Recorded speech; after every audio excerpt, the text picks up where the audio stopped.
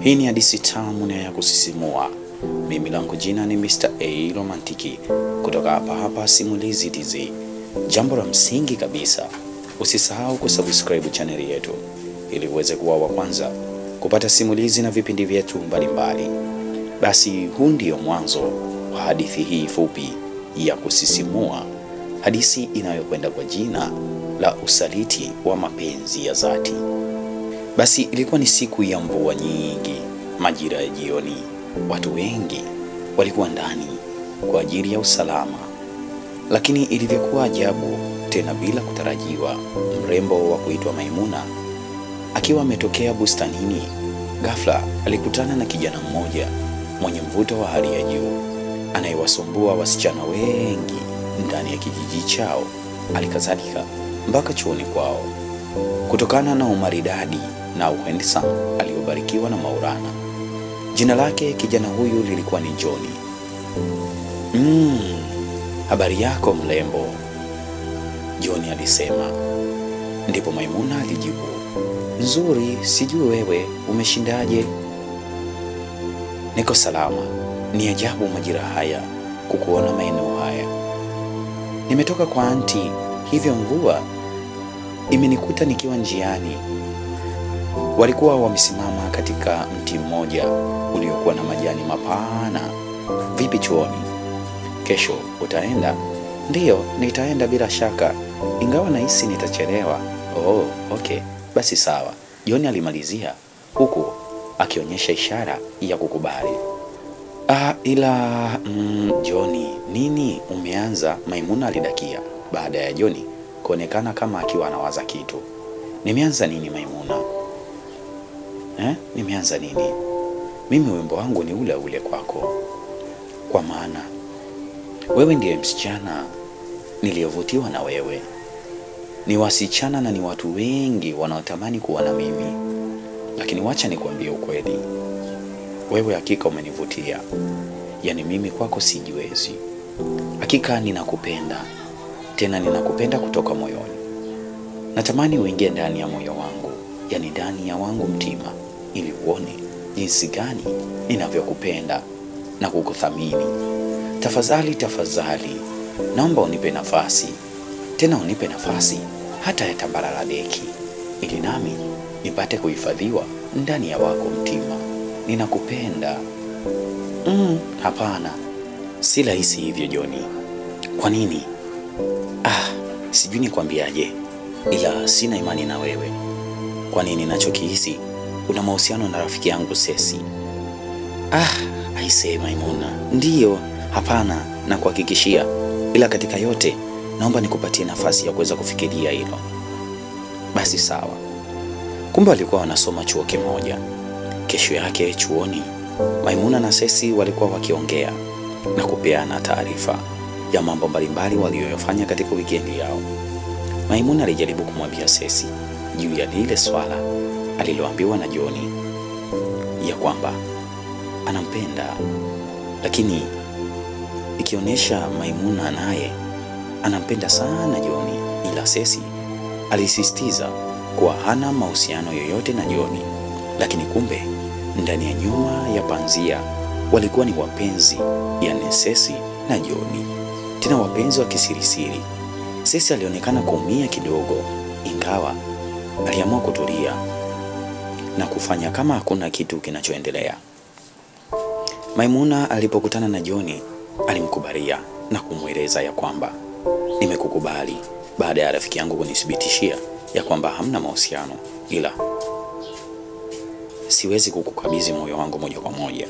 Upole, hekima na nidhamu yako itaniteka na kunifanya niingie ndani ya moyo wako mazima. Maimuna alimalizia kusema hivyo, ndipo Johnny akamwambia, hakika kwangu umefika. Ingia ndani ya moyo wangu, nami nitaingia ndani ya wako mtima. Daima nitalienzi penzi lako, hakika sitokuacha asilani.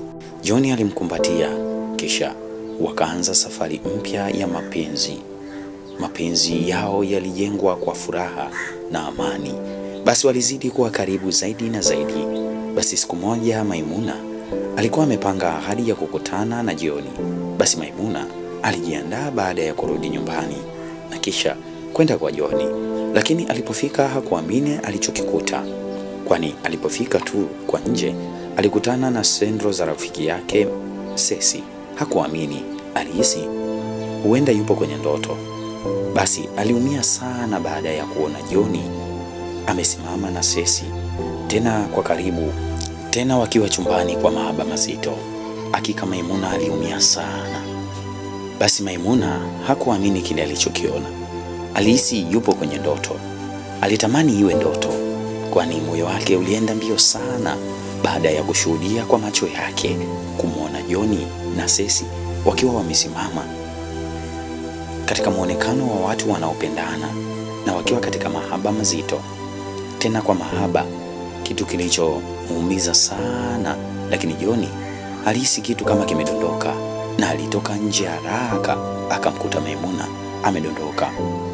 Wakamchukua na kumpeleka hospitali. Sesi akionekana kujutia sana tukio lile. Alitamani kumwambia ukweli, lakini Maimuna alikuwa hajitambui na amelala. Basi Sesi alibaki tu akiwa analia. Baada ya kuamka Maimuna machozi yalikuwa yakimdondoka.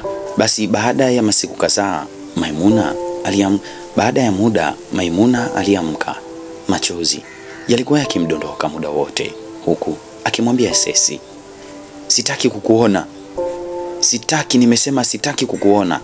Sesi alijaribu kueleza ukweli kwamba John alimpigia simu na kumweleza kuna matunda ambayo anatakiwa kwenda kuyachukua kwa ajili ya mama yake. Zamani walikuwa na mahusiano, lakini kwa sasa hawana mahusiano. Ila baada ya kufika pale, kumbe John alikuwa na lake moyoni. Alikuwa bado anamhitaji, kwa hivyo alikuwa anamforce ili aweze kupata penzi lake. Basi siku hiyo John alienda pale hospitali kwa ajili ya kumwona Maimuna. Maimuna alikuwa akilia sana.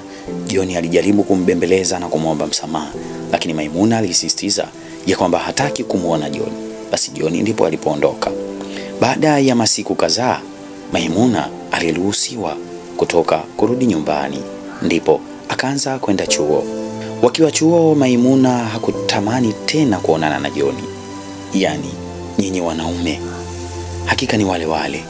Hivi ni kweli wewe wakunifanyia mimi hivi? Nilikupenda kwa moyo wangu wote. Nilijitoa sadaka kwa lolote juu yako, lakini leo umenilipa mabaya. Hakika na kuchukia, na nitaendelea kuchukia wanaume maisha yangu yote. Maimuna machozi yalizidi kumtoka, tena yalimtiririka, machozi ya uchungu wa mapenzi. "Maimuna, tafadhali nisamehe." "Hapana, haikuwa hivyo. Tafadhali nisamehe." "Maimuna nini? Maimuna nini? Sitaki. John, nimesema sitaki hata kukuona." Walikuwa wamekutana katika eneo la chuo, sehemu za vimbweta walizokuwa wanakisoma. John alijaribu kumwomba msamaha sana, lakini Maimuna alikuwa na msimamo wake. "Hakika siwezi kukuamini wala kumwamini mwanaume yoyote yule kwenye maisha yangu. Nimejifunza mengi. Nimeyajua mapenzi hakika yanauma, na hakika mapenzi yanatesa. Maisha yangu yote sitaki kukuona. Potea katika maisha yangu." John alijikuta akitokwa na machozi kwa kumpoteza Maimuna, kipenzi chake. Lakini mwishoni pia hakuweza kumpata Sesi, kwani Sesi naye aliamua kuondoka mbali. Hivyo John alijikuta akikosa kote kote. Mapenzi hakika kidonda. Ukipenda utakonda. Usimwamini mtu katika mapenzi kwa 100%, kwani huwezi jua kesho yake itakuwa nini. John amewakosa wote kwa sababu ya uzembe wake. Hakika mapenzi ni machungu.